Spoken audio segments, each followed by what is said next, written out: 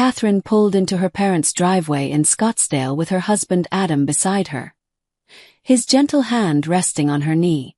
She stared at the long line of cars, more than 40, parked across the street in neat rows. A catering van was open in the driveway, workers unloading trays of food in a hurry. Through the living room window, she spotted new patio furniture, teak wood with navy cushions and a bright umbrella. Near the side gate, a photographer set up lighting equipment. Catherine did the math quietly, each calculation tightening something inside her chest. She estimated that catering alone cost at least $30 per plate, maybe more with the fancy setup she saw. The patio furniture looked like $1,500 easily. The photographer's rate was at least $500. The open bar being arranged in the backyard looked like another $600. Almost $4,000, she whispered to herself.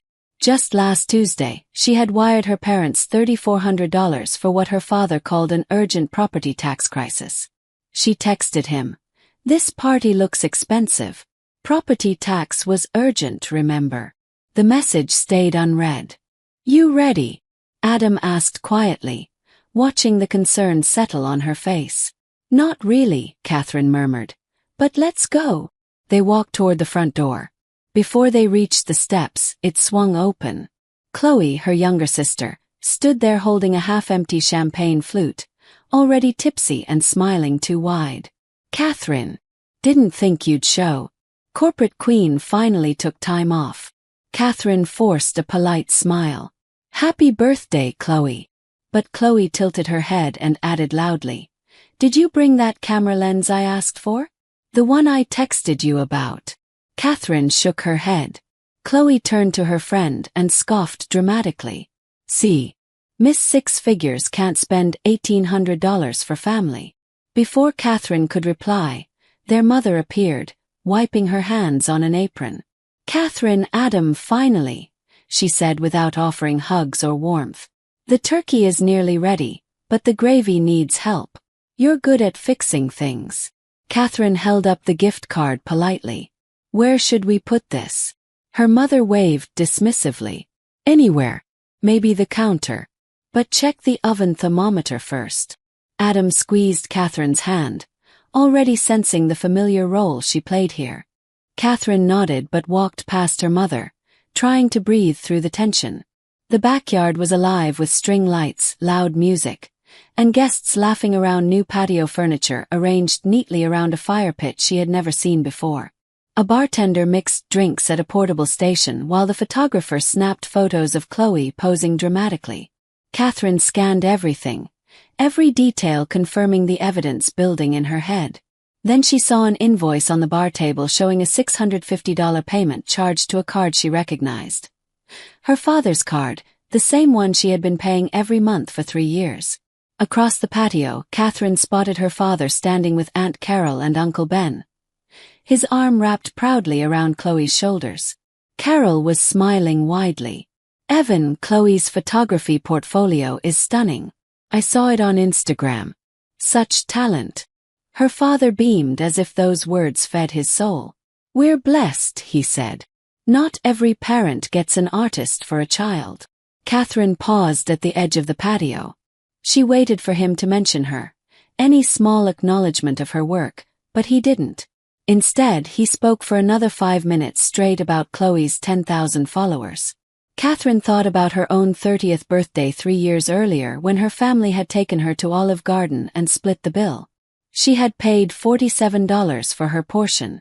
That same year, Chloe's 25th birthday was held at a vineyard with a DJ, 80 guests, and an open bar. Catherine found out 6 months later that she had unknowingly funded it. Her father had called claiming the roof needed emergency repairs. The roof had been fine. The vineyard party had taken place in March. She watched Chloe now taking selfies with her cake, each pose practiced and perfect. Uncle Ben eventually walked over to her. "Catherine, it's been too long. How's Adobe treating you?" he asked warmly.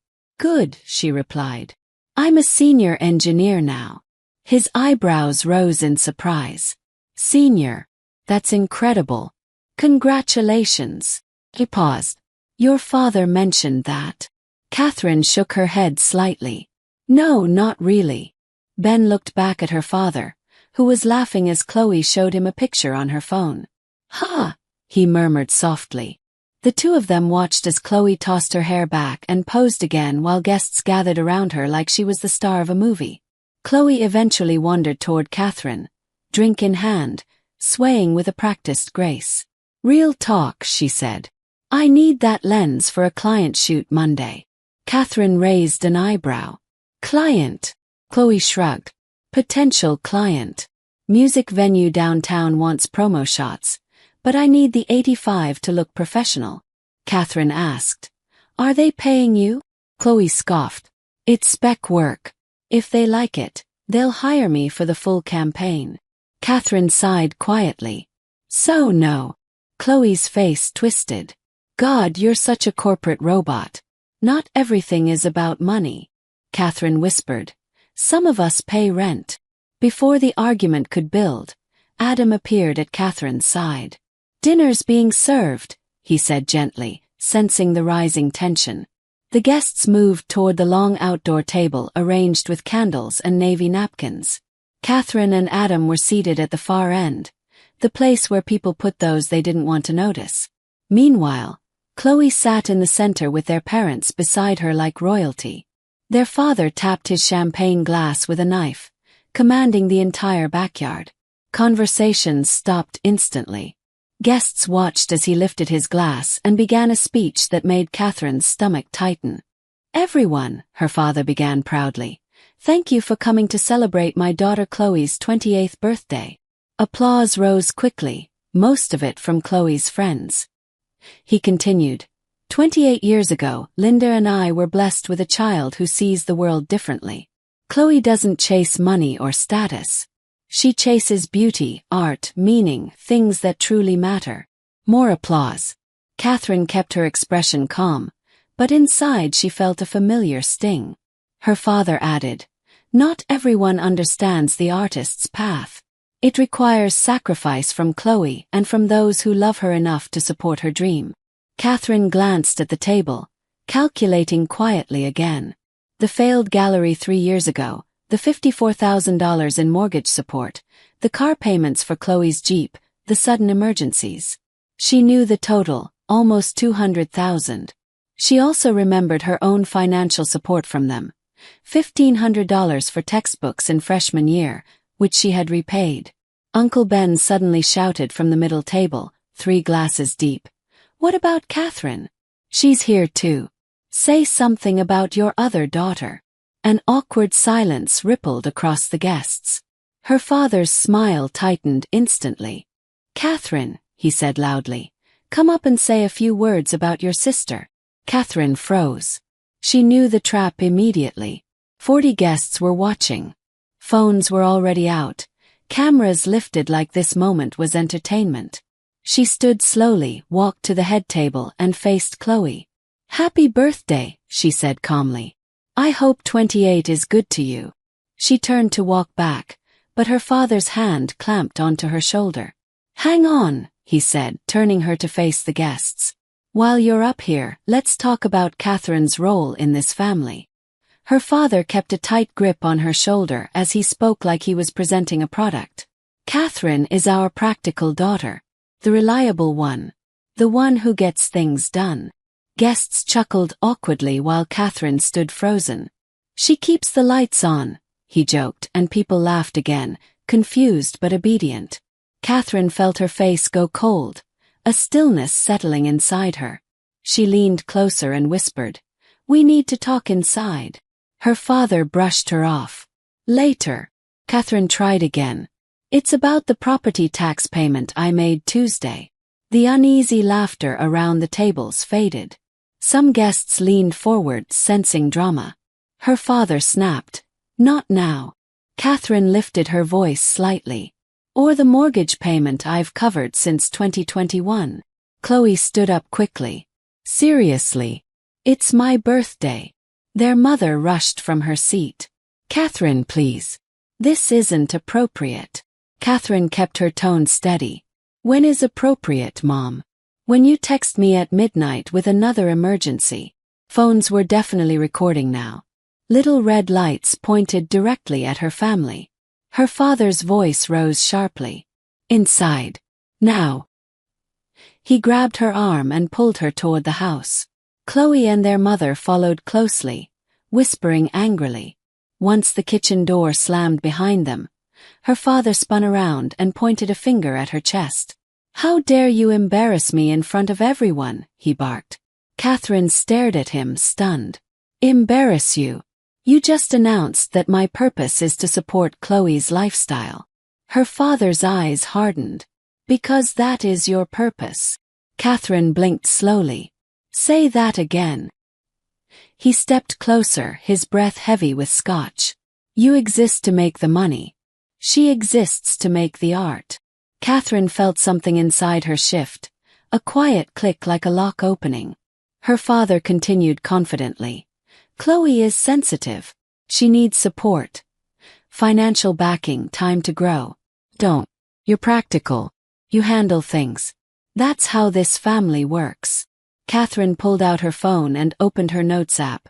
What are you doing? Chloe asked. Documenting this conversation, Catherine replied. Her mother tried to soften the moment. We only asked for help because that's what family does. Catherine looked up. And how much help have you given me? Silence answered her question.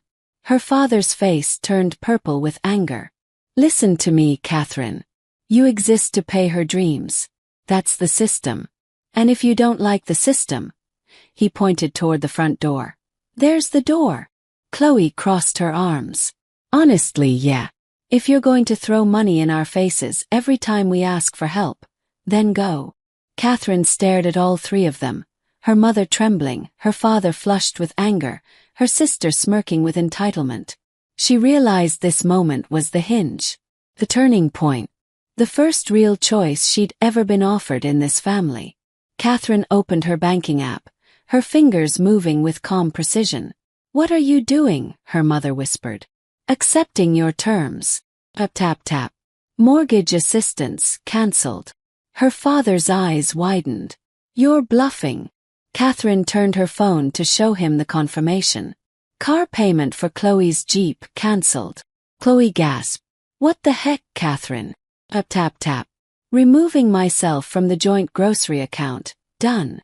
Her mother let out a sharp cry. Tap tap tap. Chloe's phone line. Cancelled effective Monday. Catherine walked to the door. You said if I don't like it, I can leave. So I'm leaving.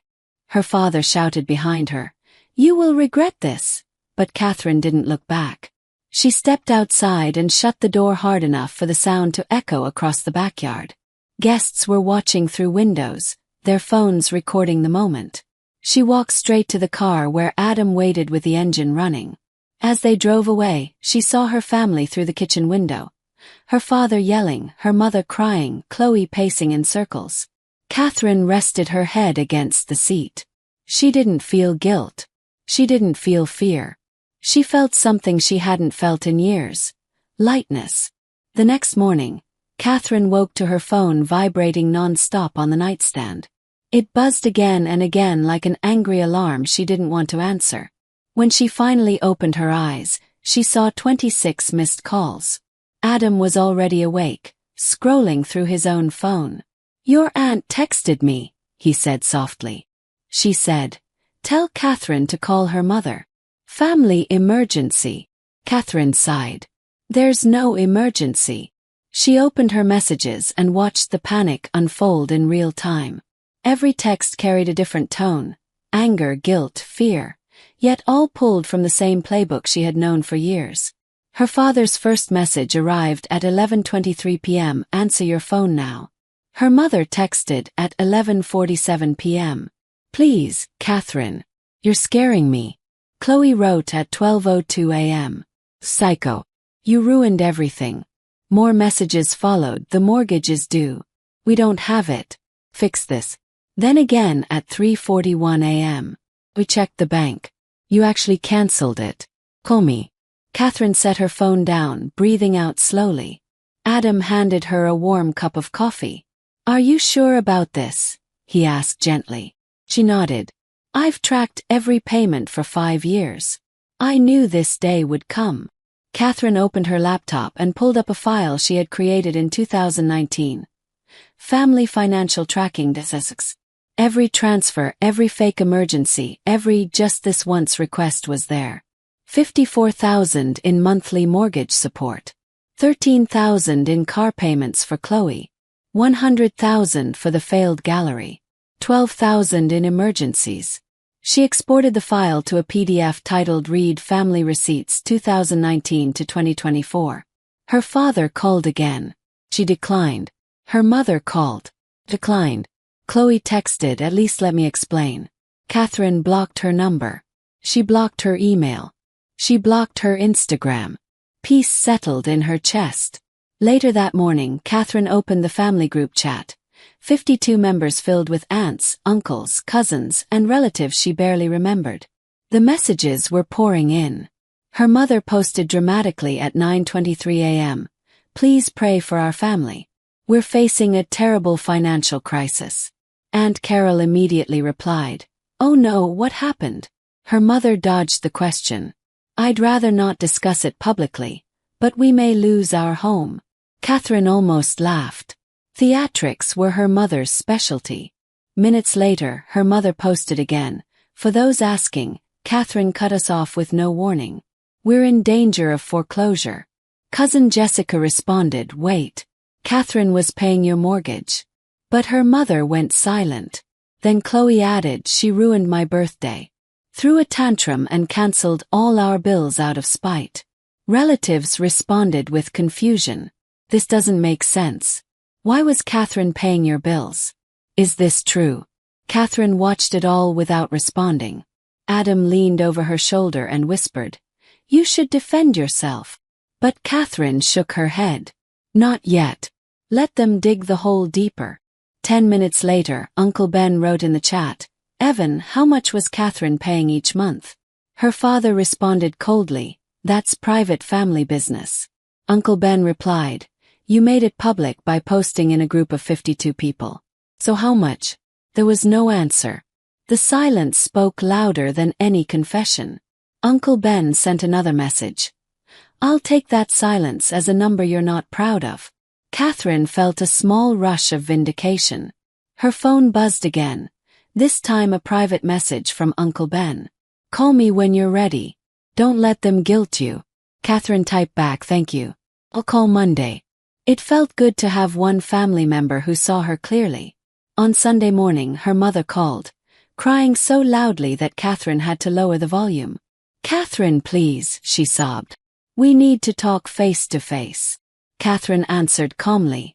I'm listening now. Her mother begged. Come over.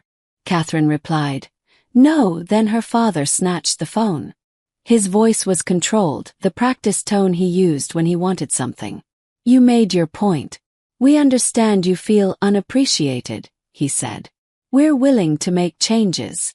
Catherine waited silently. More appreciation. More acknowledgement. We can do better, he added. In exchange, reconsider the mortgage payments. Catherine said nothing at first. Her father continued. We can call it a loan if that makes you comfortable. We'll sign paperwork. Make it official. Interest-free, of course. Catherine felt her jaw tighten. So, not a loan. Just a renamed gift you want me to feel better about. Her father snapped. Why are you being so difficult? Catherine breathed slowly. Dad, do you remember what you said Friday? He hesitated. I said a lot of things. Catherine replied. You said I exist to pay Chloe's dreams. Silence filled the line. 10 seconds passed. Her father said quietly. I was angry. You meant it, Catherine replied softly. You just never expected me to believe you. Her mother grabbed the phone again, her voice shaking. We'll lose the house. Your childhood home, Catherine. Catherine answered. You took a second mortgage to open Chloe's gallery. That was your decision, not mine. Her mother cried louder. How can you be so cruel? Catherine answered calmly. I gave you $184,000 in 5 years. I was never cruel. I was a bank. And banks close accounts when customers don't pay. Then she ended the call. Adam squeezed her hand gently. By Sunday afternoon, Catherine thought the drama might quiet down. Then Adam walked over holding his phone. "You need to see this," he said. Catherine looked and felt her stomach drop. A GoFundMe page had been created. The title read, "Help my family avoid homelessness after financial abuse." The picture showed Chloe and her parents sitting sadly on a couch, lit with professional lighting. The description said Catherine abandoned them after they supported her education and her dreams. They begged strangers for $50,000. Catherine exhaled slowly. "Okay," she said. "They want public. I'll give them public." Catherine opened her laptop, logged into the GoFundMe page, and clicked "Leave a comment." Her fingers moved calmly across the keyboard. "This is Catherine Reed," she typed. "This six-figure sister mentioned here." Then she listed the facts: how she paid her own college, how she contributed $184,000 over 5 years, how the gallery failed from mismanagement, and how her father told her she existed to pay Chloe's dreams. She ended with, "I am not abandoning anyone. I am simply done being exploited. Chloe, you are 28. Get a job." Then she pressed post. Within 10 minutes, her comment received dozens of upvotes. More comments flooded the page, demanding explanations from her parents and from Chloe. Someone wrote, "Why are you asking strangers for money when your daughter already gave you more than this whole campaign?" Another wrote, "This feels manipulative." At 4:03 p.m., the entire GoFundMe campaign vanished. Deleted. Erased as if it never existed. But Catherine had screenshots saved neatly into a folder called Family Lies. She closed her laptop and leaned back. Adam watched her silently. "You okay?" he asked. Catherine nodded once. "I'm finally done." Monday morning, Catherine received a call from Uncle Ben. "I talked to your father yesterday," he said. "They're drowning." Catherine leaned against her desk. "They've been drowning for years," she replied. Uncle Ben sighed. "He asked me for money yesterday. Straight up asked for $5,000. I told him no. Told him to sell the house and downsize like normal people." Catherine felt a heaviness settle in her chest. "I didn't want this for them." Uncle Ben's voice softened. "You did everything you could. More than anyone should. Their choices led them here, not yours." For the next few days, the messages came steadily. Texts from her parents, emails from distant relatives, subtle hints from cousins. Most of them carried the same tone. Help them. Do something. Fix this. Catherine ignored them all. She focused on work, on her health, on the peace she had earned. Then one afternoon, her phone buzzed with a notification from Experian. New credit inquiry detected. The applicant's name: Catherine Reed. The card: Chase Sapphire. Her stomach dropped. She hadn't applied for a credit card. The application was made from an IP address in Scottsdale. She knew instantly what had happened. She called Adam immediately. "They did it," she whispered, shaking. "They tried to open a credit card in my name." Adam's voice tightened. "You need to report this." Catherine hesitated. "It's my dad." Adam's reply was steady. "It's still identity theft. If you don't report it, you're responsible for whatever they charge. They will bankrupt you." Catherine felt tears rise, not from sadness, but from the finality of it all. She called the Scottsdale Police non-emergency line and filed the report. Case number was sent to her email. She downloaded the report and attached it to a new message. She wrote to her father, subject line: "Fraud alert, police case number attached." She kept the message short. "Someone attempted to open a credit card in my name today from Scottsdale. I filed a police report. If another account is opened, I will provide the suspect's identity and press charges. Do not test me." Then she hit send. 5 minutes later, her phone rang, her father. She let it go to voicemail. Later in her car she listened. Her father's voice cracked as he sobbed. "Catherine, we're desperate. We have no food. I'm sorry about the card. Please. Just $100. Catherine cried quietly in her car, not for their situation, but for the father she once adored. For the version of him who pushed her on swings and carried her on his shoulders. That man was gone long before this moment. She wiped her face and whispered, I can't save you anymore. She sent no money. She sent no reply. She went home and sat on the couch beside Adam, leaning her head on his shoulder. It hurts, she whispered. Adam wrapped an arm around her. Hurting doesn't mean you're wrong, he said gently. Sometimes pain is the price of freedom. 2 days later, Catherine met her Aunt Valerie at a Starbucks in Phoenix. Valerie slid a manila envelope across the table. Your parents are being audited, she said. Catherine's breath caught. Valerie continued. Your father wrote off personal expenses from the gallery as business losses. Trip, dinners, Chloe's car lease. They owe the IRS $52,000. Catherine closed her eyes slowly. Valerie added, they're already 3 months behind on the mortgage. Foreclosure notice went up last week. Catherine whispered, why tell me? Valerie reached out. So you don't blame yourself when everything falls apart.